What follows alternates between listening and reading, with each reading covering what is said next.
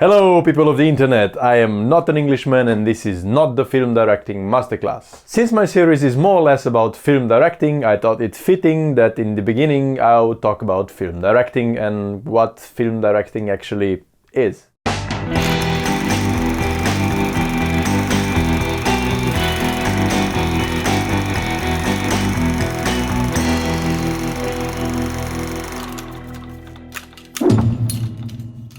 I've been searching and researching around quite a bit lately and I couldn't find any page or user that would focus only on film directing. There are certain quite popular YouTubers who occasionally mention a thing or two about directing, but no one is focused only on it. And I can see why. It's quite hard to pin down lessons or definite answers about directing because it's such a wide role and there's always so many different factors involved and very little technicality to it. When it comes to cameras and lighting, there is a certain amount of mechanics and mathematics involved. I don't know, if you want a shallow depth of field, then you will play around with these settings, or if you want warmer colors, then you will change this and this thing. Now I know I completely simplified the whole shooting process and I know it's far from it being only technical, but where it differs from directing is that to a certain extent there are written rules which you need to know in order to become a director of photography. I mean, good luck lighting a set if you don't know what an f-stop is. Whereas with directing,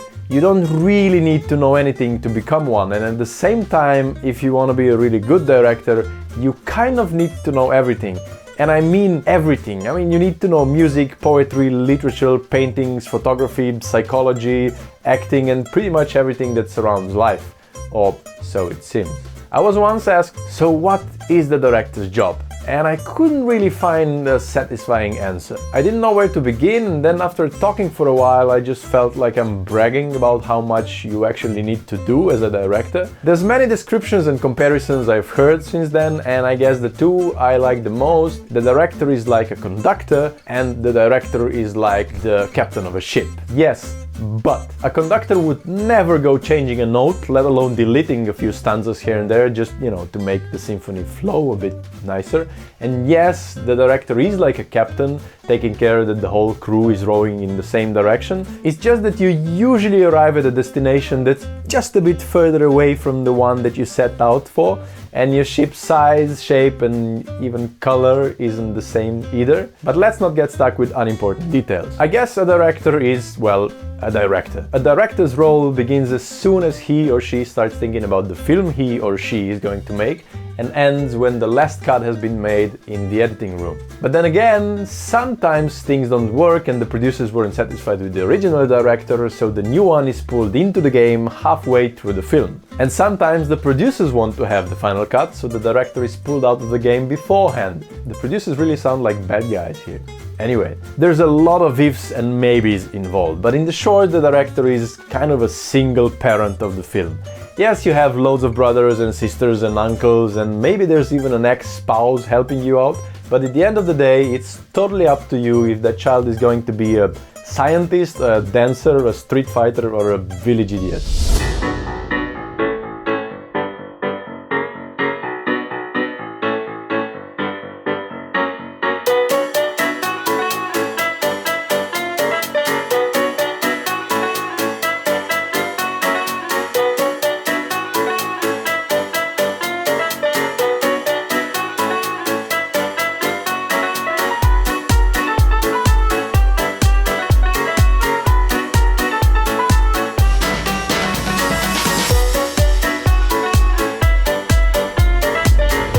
One thing that I was quite concerned about at the beginning is that filmmaking is a collaborative process.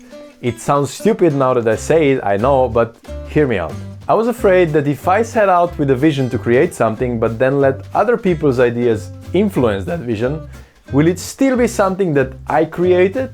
Or will I miss the target completely by just going with other people's ideas and suggestions? You see, the role of the director is to also build up a crew of people you trust. And if you find people who understand you and understand your vision, they will go down the same path and not try to completely steer out of it. But then again, you should always know when to draw the line and which version to go with. There's a really good trick on how to stay with the story, and I already mentioned it in one of previous episodes, I'll link below. Another thing that was kind of always in my way is we've all heard stories about Kubrick's approach to filmmaking? Well, A, we've heard about them and their stories, and B, we're not Kubrick. And we're not Tarantino, and we're not Fincher, and they are not someone else either. They are where they are because of being original. Whatever their stories and whatever their approach, good, it works for them. And you should find your own as well. It's really easy to get drowned in books about your favorite films and filmmakers and read the backstories and all, and there's absolutely nothing wrong with it. In fact, it's quite beneficial. It's just that you get really easily sucked into their style and mentality, and you should always stick to your own guns. Which brings me to the last thing I want to talk about in this episode, and that is style. Pretty much every well-known director has its own distinct style, and I'm afraid I will never be able to evolve my own. Well, you won't unless you start working. Start making films, like short films, no budget, you, a camera, your friends, and just keep making them. Don't worry about copying anyone.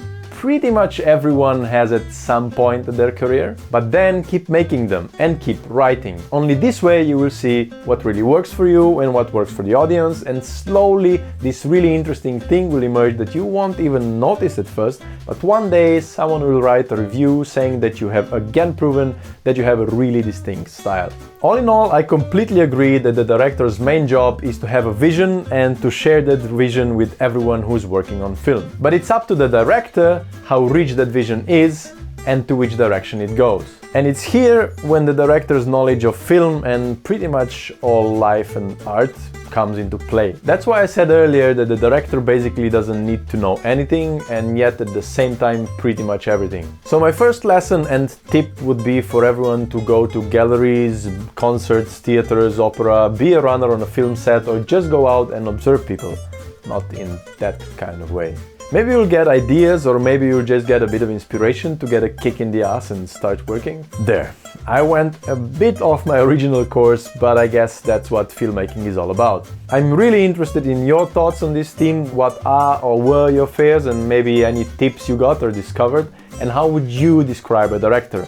And does this make any sense at all? Thanks for watching. Click the like button if you think this isn't complete rubbish, or click the dislike button if you think it is, and subscribe to the channel as there's a new video every single week.